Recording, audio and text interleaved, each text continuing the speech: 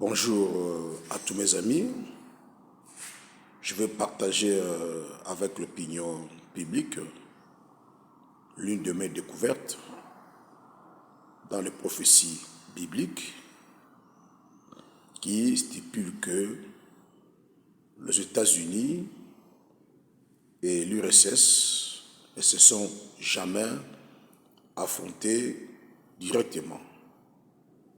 C'est des superpuissances, ces deux vainqueurs de la Seconde Guerre mondiale se battaient indirectement par des guerres qu'on appelle dans les relations internationales des guerres à procuration par des pays interposés jusqu'à l'effondrement de l'ex-URSS. Et aujourd'hui, nous constatons la même situation entre les États-Unis et la Russie, l'héritière idéologique de l'URSS qui est son ascendante. Les deux pays ne s'affrontent pas directement, s'affrontent indirectement par des guerres à procuration, par des pays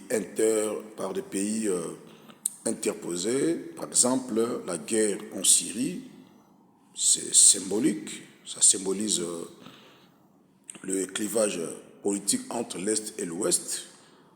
Et nous avons aujourd'hui la guerre en Ukraine, qui est la série des guerres à procuration par pays interposés. Et je fais une découverte, cela aurait été écrit en avance. Et là, je pronostique, je m'assume. Entre les États-Unis et la Russie, ces deux pays ne s'affronteront jamais jusqu'à l'effondrement des États-Unis, qui est aussi inscrit dans les prophéties bibliques, sans pour autant mettre un anti-américaniste. Je prédis la fin de l'ère américaine par rapport aux prophéties bibliques.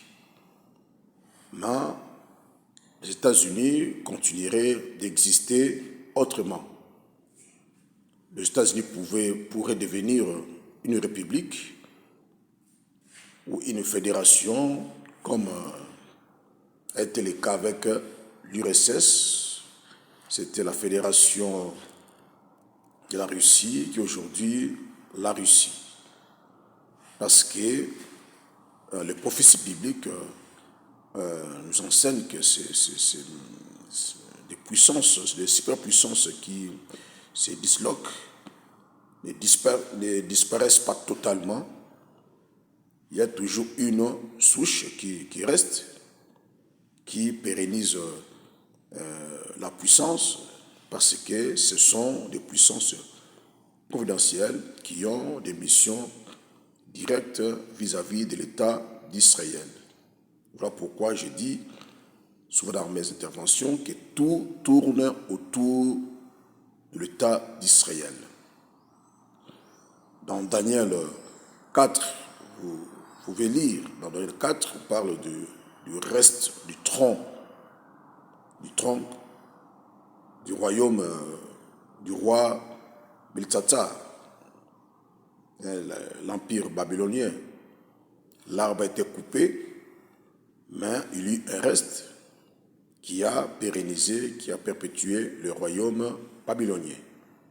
Vous voyez, l'URSS a été disloquée, la Russie est la souche qui pérennise l'idéologie communiste du Soviet suprême, tout comme les États-Unis, bien que dans les jours à venir, les années ou les siècles à venir, je ne sais pas exactement quand, les États-Unis vont se désintégrer comme l'a été l'URSS. C'est impressionnant que ces deux nations jumelles ont presque la même configuration politique. L'URSS, c'était l'Union des républiques soviétiques. Les États-Unis, vous voyez, les États-Unis. Donc les États-Unis, c'est presque la même. Et les deux nations sont appelées à se disloquer. Et il y aura une pérennisation parce que, bien que les deux puissances ne s'affrontent pas directement, c'est le procès biblique, et cet affrontement ne viendra jamais. Voilà pourquoi je dis, à partir des procès bibliques, un érudit des prophéties bibliques peut être un conseiller auprès d'une présidence. Je dis bien entre guillemets auprès d'une présidence. Par exemple, si j'étais auprès du président Zelensky, j'allais dire toute sollicitation des États-Unis pour attaquer la Russie, cela tournerait mal pour l'Ukraine. Ça sera une guerre à procuration, une guerre à pays interposé, donc ça va retourner contre l'Ukraine. Donc c'est pour dire que toute nation, tout pays du tiers-monde qui sera sollicité soit par la Russie, soit par les États-Unis pour combattre soit la Russie ou les États-Unis, je donne un conseil en avance. Si ces pays acceptent cette guerre-là, procuration ou un pays interposé, ces pays-là sera ukrainisé ou syrianisé. Ces pays-là courent sa propre destruction, son autodestruction, parce que ces deux pays ne s'affrontent pas directement, ils s'affrontent indirectement. Et ils finissent par lâcher des pays qui ont subi la guerre à procuration. Dans le passé, il y a des exemples. Aujourd'hui, c'est la Syrie qui est en ruine. Aujourd'hui, c'est l'Ukraine qui est en ruine.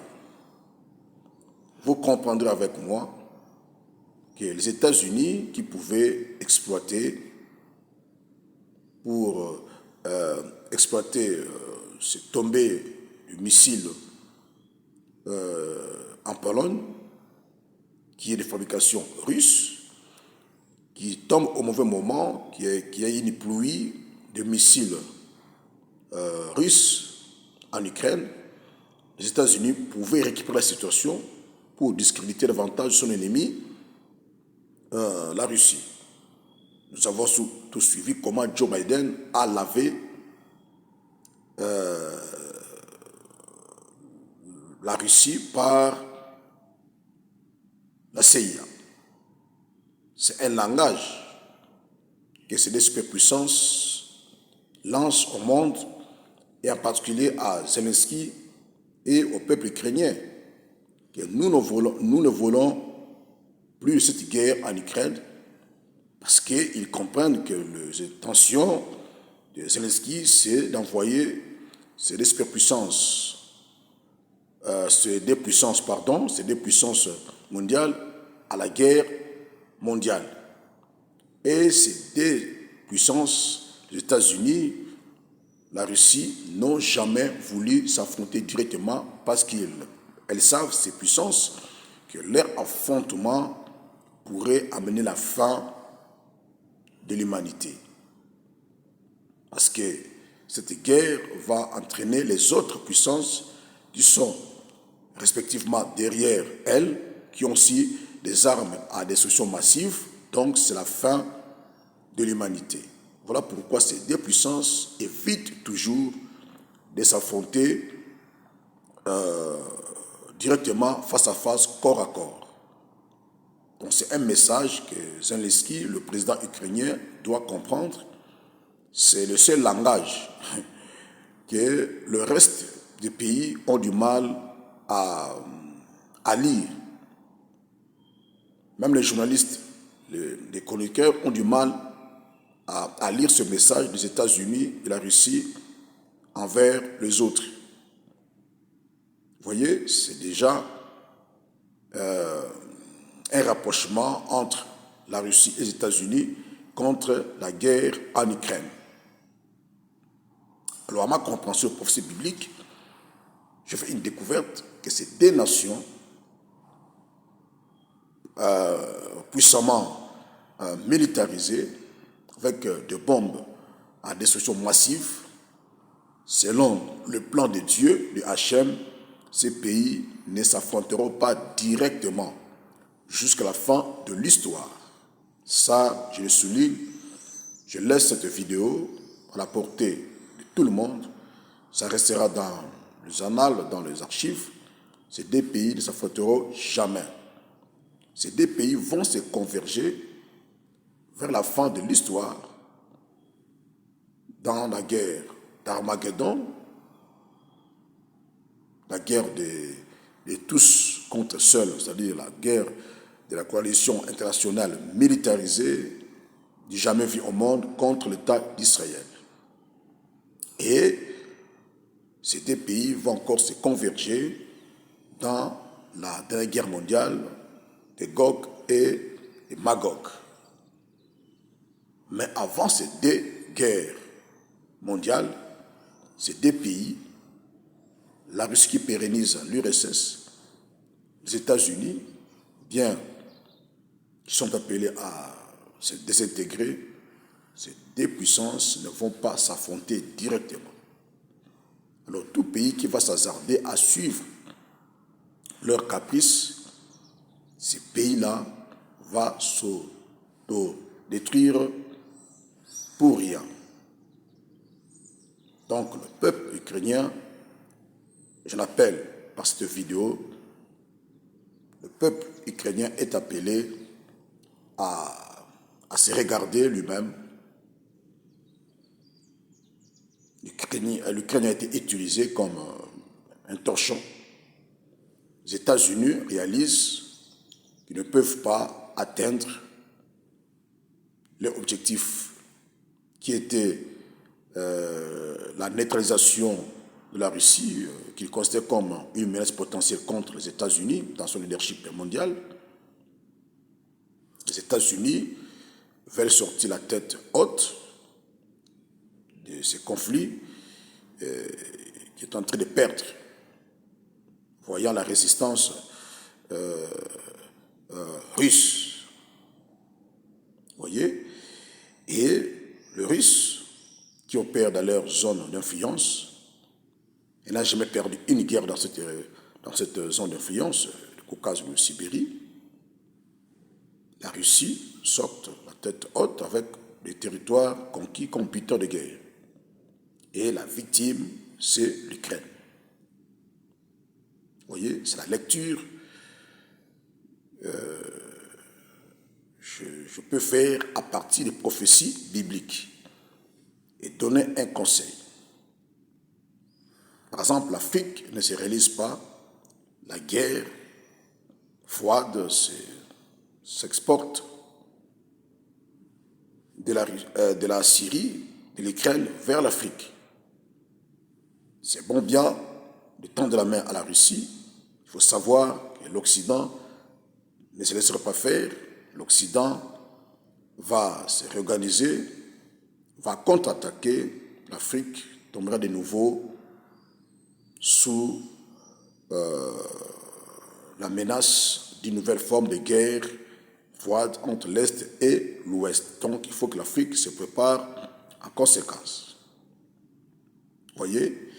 Donc, ces deux puissances ne s'affrontent pas directement, c'est toujours par des guerres à procuration, par des guerres par des pays interposés.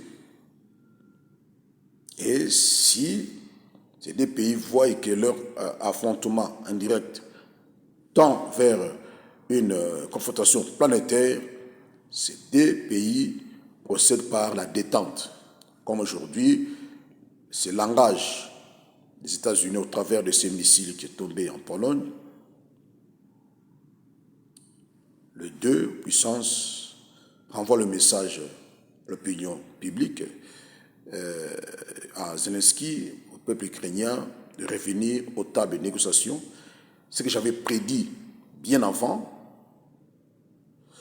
les protagonistes vont retourner sur la table de négociation autour des accords de Minsk.